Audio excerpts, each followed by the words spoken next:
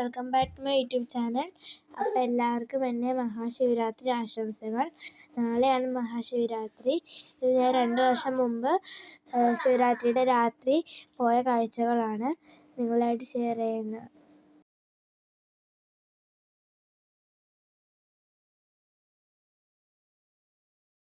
ഇതൊക്കെ കാണണം. അപ്പോൾ ഞാനും ആദ്യം അമ്മയും അച്ചാമ്മയും കൂടിയാണ് പോയത്. അവിടെ നടന്നാണ് പോകുന്നത്. പാലം കഴിഞ്ഞ് വണ്ടിയൊന്നും അലൗഡല്ല. നടന്നാണ് എല്ലാവരും കാഴ്ച കാണാൻ പോകുന്നത്. അവിടെ പോലീസുകാർ നിൽക്കുന്നുണ്ട്. ബലിയിടാൻ പോകുന്ന ആളുകളുണ്ട്, കാഴ്ച കാണാൻ പോകുന്ന ആളുകളുണ്ട് ഞങ്ങളമാതിരി. പിന്നെ ശിവരാത്രി എന്ന് പറഞ്ഞാൽ ആലുവയിലൊരു വലിയ ഉത്സവമാണ്. കണ്ടില്ലേ കടകളെല്ലാം? ഇത്രയൊന്നുമല്ല, ആ അറ്റം തുടങ്ങി ആ അറ്റം വരെ 1, 2, 3 ഒന്നുമല്ല, 10, 15 കടകളാണ്. ഞങ്ങളധികമൊന്നും പോയില്ല, ഞങ്ങൾ കുറച്ചാ പോയുള്ളൂ. ഭയങ്കര തിരക്കായതുകൊണ്ട് ഞങ്ങൾ പകുതി എത്തിയപ്പോൾ തന്നെ തിരിച്ചു വന്നു.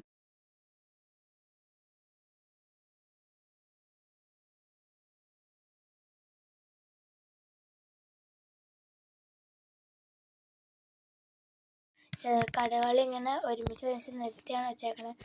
സ്റ്റോള്, ചില ആൾക്കാർ കടകൾ വെക്കുന്നുണ്ട്. പാനിപൂരി, കരിമ്പ്, അങ്ങനെ കടകൾ. ആ കാണുന്നതാണ് പാലസ്, അതാണ് ആലുവ പാലസ്. അതേപോലെ തന്നെ അദ്വൈതാശ്രമത്തിലും ബലിയിടാനുള്ള സൗകര്യമുണ്ട്. ആ അമ്പലത്തിലും പരിപാടി ഉണ്ട്. അങ്ങനെ വെട്ടം പറയാണ്ട് വെട്ടമുണ്ട്. ഞങ്ങൾ പോയപ്പോൾ അത്രയും വെട്ടം ഉണ്ടായില്ല. പിന്നെയാണ് കുറച്ചുകൂടി വെട്ടം വന്നത്. അത്ര ഭംഗിയാണ് അവിടെ കാണാനായിട്ട്. നമ്മൾ പതിയെ നടക്കാൻ നേരത്ത് പോപ്കോണൊക്കെ വാങ്ങിച്ച് നടക്കാൻ നമുക്ക് പോകാൻ പറ്റുന്ന ഒരു സമയമെങ്കിലും അവിടെ പോയി ഇതെല്ലാം കാണണം. എനിക്ക് മണപ്പുറത്തേക്ക് പോകാൻ പറ്റിയില്ല, കാരണം സാധാ ആ പാലം വഴിയാണല്ലോ കയറ്റിവിടുന്നത്. അവിടെ ബ്ലോക്കായിരുന്നു. അവിടെ പോലീസുകാരൊക്കെ നിൽക്കുമായിരുന്നു, കയറ്റിവിടില്ല.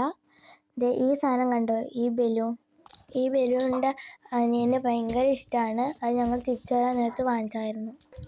പിന്നെ മണപ്പുറത്തേക്ക് കയറ്റി വിടില്ല. ബലി ഇട്ടിട്ട് അല്ലെങ്കിൽ തൊഴുത് കഴിഞ്ഞ് വരുന്ന ആൾക്കാർക്ക് അതിൽ വേണമെങ്കിൽ ഇറങ്ങി വരാം. പിന്നെ വേറെ വഴിയായിരുന്നു കയറ്റി വിട്ടേ. ഞങ്ങൾ അങ്ങോട്ടേക്ക് പോയില്ല, കാരണം കുഞ്ഞായ്ക്കും വയ്യായിരുന്നു, പിന്നെ അച്ചാച്ചനും പറ്റില്ലാണ്ടായി, അതുകൊണ്ട് പോയില്ല. പിന്നെ എനിക്ക് പോകണമെന്നുണ്ടായിരുന്നു, പിന്നെ പോയില്ല. ഈ കണ്ടോ, ഇവിടെയും എന്തോ പ്രോഗ്രാമുണ്ട്. അവിടെ എന്തോ പാട്ടും പ്രോഗ്രാമൊക്കെ ഉണ്ടായിരുന്നു, അതൊന്നും ഞങ്ങൾ കയറി കണ്ടില്ല. ഇത് കണ്ടോ, ആൾക്കാരൊക്കെ ഇങ്ങനെ കൂടി വരുക. ഇങ്ങനെ രാത്രി ആവുമ്പോഴേക്കും കൂടിക്കൊണ്ടിരിക്കും. ചില ആളുകൾ ബലിയിടാൻ വരുന്നുണ്ട്, ചില ആളുകൾ കാണാനും വരുന്നുണ്ട്, ഞങ്ങളമാരെയൊക്കെ. അതേപോലെ തന്നെ ഓൾറെഡി ആയിട്ടുള്ള ആൾക്കാരും ഉണ്ട്, പോലീസുകാരും ഉണ്ട്. ഇതേ കണ്ടോ, ഈ ആൾക്കാരൊക്കെ സ്വന്തം ശരീരത്ത് കളിപ്പാട്ടൊക്കെ തൂക്കിയിട്ടുണ്ട് നടക്കണേ. ഈ സ്ഥലത്തൊക്കെ പോയി കഴിഞ്ഞാൽ നമുക്ക് എല്ലാ സാധനം കിട്ടുന്ന സ്ഥലങ്ങളാണ്. ഉപ്പ് തൊട്ട് കർപ്പൂരം വരെ നമുക്ക് കിട്ടും. അപ്പോൾ മണപ്പുറത്ത് ഉള്ള കാഴ്ചകൾ കാണാനുള്ള കാഴ്ചകൾ തന്നെയാണ്. അത് ഞാൻ വേറെ ഒരു ദിവസം ഇടാം, അല്ലെങ്കിൽ ഇത് ഒരു ലോങ് വീഡിയോ വലുതാണ്. ഇപ്പം കരിക്ക് കണ്ടോ, എനിക്ക് ഭയങ്കര ഇഷ്ടമാണ് കരിക്ക്. അപ്പോൾ എനിക്ക് കരിക്ക് ഭയങ്കര ഇഷ്ടമാണ്. അപ്പം ഞാൻ കരിക്ക് വാങ്ങിച്ച് കുടിച്ചായിരുന്നു. കരിക്ക് ഭയങ്കര ഇഷ്ടമാണ്. അപ്പോൾ അവിടെ കടകളിലെ കടകളൊക്കെ ചില ആൾക്കാർ ഇപ്പോൾ സെറ്റ് ചെയ്യുന്നുണ്ട്. ഇതൊക്കെ നമ്മൾ റോഡ് സൈഡിൽ കാണുന്ന കാഴ്ചകളാട്ടോ. ഇതൊക്കെ ഇങ്ങ് അറ്റം വരെയുണ്ട്.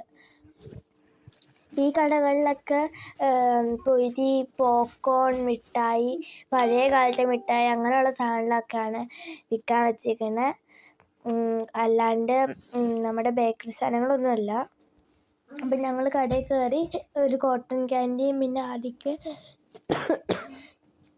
ചീസ് ബോളും, പിന്നെ പൊരി വാങ്ങിച്ചു 2-3 എണ്ണം. എനിക്ക് പൊരി ഭയങ്കര ഇഷ്ടമാണ്. പിന്നെ ഞാൻ എൻ്റെ ഐതിഹ്യം കൂടി പറയാം. അപ്പോൾ എൻ്റെ ഐതിഹ്യം എന്താണെന്ന് വെച്ചാൽ, പാലായി കടയാനായിട്ട് ദേവന്മാരും അസുരന്മാരും കൂടി വാസുകി എന്ന പാമ്പിനെ പിടിച്ച് കടയാനാണ്. അപ്പോൾ ദേവന്മാർ തലയും അസുരന്മാർ വാലും പിടിച്ച് കടയാണ്. വാസുകി എന്ന പാമ്പിൻ്റെ വിഷം ഒരു കൊടും വിഷമാണ്. ആ വിഷം ഭൂമിയിൽ ആരെങ്കിലും പറ്റിക്കഴിഞ്ഞാൽ അവരപ്പം തന്നെ നശിക്കും, ആ ഭൂമിയെ നശിക്കും. അങ്ങനെ ഈ പാലായി കടയാൻ നേരത്ത് വാസുകിക്ക് വയ്യാണ്ടായി. ആ വിഷം പുറത്തേക്ക് വന്നു. അപ്പോൾ ശിവൻ്റെ കയ്യിൽ ആ ഇതെടുത്തു, ആ വിഷം എടുത്ത് ശിവൻ കുടിച്ചു. അപ്പം ശിവനൊന്നും പറ്റാതിരിക്കാൻ പാർവ്വതീദേവി വന്ന് ഓടി ഒന്ന് കഴുത്തിൽ പിടിച്ചു. അപ്പോൾ ഭൂമിയിലേക്ക് അത് പോയി കഴിഞ്ഞാൽ ഭൂമി നശിക്കണോണ്ട് തന്നെ മഹാദേവൻ വന്ന് വാഴയും പൊത്തി. അങ്ങനെ കണ്ടം മൊത്തം നീല നിറത്തിൽ ഇരിക്കണം. അതുകൊണ്ടാണ് മഹാദേവന് നീലകണ്ഠൻ എന്ന് പേര് വന്നത്. എന്നിട്ട് ആ രാത്രി മൊത്തം ദേവി ശിവന് വേണ്ടി ഒന്ന് പ്രാർത്ഥിക്കുകയാണ്. അപ്പം ആ രാത്രി മൊത്തം അങ്ങനെ പിടിച്ചു നിന്ന് ശിവൻ്റെ ആയുസ് തിരിച്ച് കിട്ടുമ്പോൾ മഹാദേവനും പാർവ്വതീദേവിക്കും ശിവനും എല്ലാവർക്കും സന്തോഷമാവും. അങ്ങനെ ആർക്കും ഒന്നും സംഭവിച്ചില്ല. അതിനകത്തൊരു ത്യാഗത്തിൻ്റെ കഥ കൂടി ഉണ്ടല്ലേ.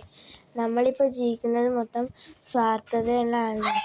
അവിടെ മറ്റുള്ളവരെ രക്ഷിക്കാൻ വേണ്ടി സ്വന്തം ജീവനാണ് മഹാദേവൻ ഉപേക്ഷിക്കാൻ നോക്കിയത്. മറ്റുള്ളവർക്ക് വേണ്ടി, മറ്റുള്ളവർക്കൊന്നും സംഭവിക്കാതിരിക്കാൻ വേണ്ടിയിട്ട് തന്നെ. അപ്പം ആ ദിവസം ബലിയിട്ട് കഴിഞ്ഞാൽ ബലിയിടുന്ന ആൾക്കും ബലിയിട്ടാർക്കും പുണ്യം ലഭിക്കുമെന്നാണ് വിശ്വാസം. പാർവ്വതീദേവിയുടെയും വിഷ്ണു ഭഗവാന്റെ ശിവൻ്റെ പുണ്യം കിട്ടുന്നതാണ് വിശ്വാസം. അതുപോലെ തന്നെ ശിവരാത്രിയിൽ വേറെ ആൾക്കാരും ഇങ്ങനെ വ്രതം എടുക്കാറുണ്ട്. അങ്ങനെ ഭക്തിയോടുകൂടി മഹാദേവനെയും വിഷ്ണു ഭഗവാനെയും പാർവ്വതീദേവിനെയും പ്രാർത്ഥിച്ച എല്ലാവർക്കും സന്തോഷമുള്ള ദിവസമാണ് ഈ ഒരു ദിവസം. അപ്പോൾ എല്ലാവരും വരാൻ ശ്രമിക്കണം. അപ്പോൾ എല്ലാവർക്കും എൻ്റെ മഹാശിവരാത്രി ആശംസകൾ. അപ്പോൾ ആശ്രമത്തിൽ കയറണമെന്നുണ്ടായിരുന്നു, പക്ഷെ ആശ്രമത്തിൽ കയറാൻ പറ്റിയില്ല. അപ്പോൾ എൻ്റെ സ്കൂളിൽ ഞാൻ ഇടയ്ക്കിടയ്ക്ക് കാണുന്നുണ്ടായിരുന്നു. ഞാൻ ആശ്രമത്തിൻ്റെ നേരെയായിട്ട് ശിവേരി വിദ്യാനികേതൻ സ്കൂളിലാണ് LKG UKG പഠിച്ചിരുന്നത്. അപ്പോൾ ഇത്രയേ ഉള്ളൂ ഇന്നത്തെ വീഡിയോ. ബൈ.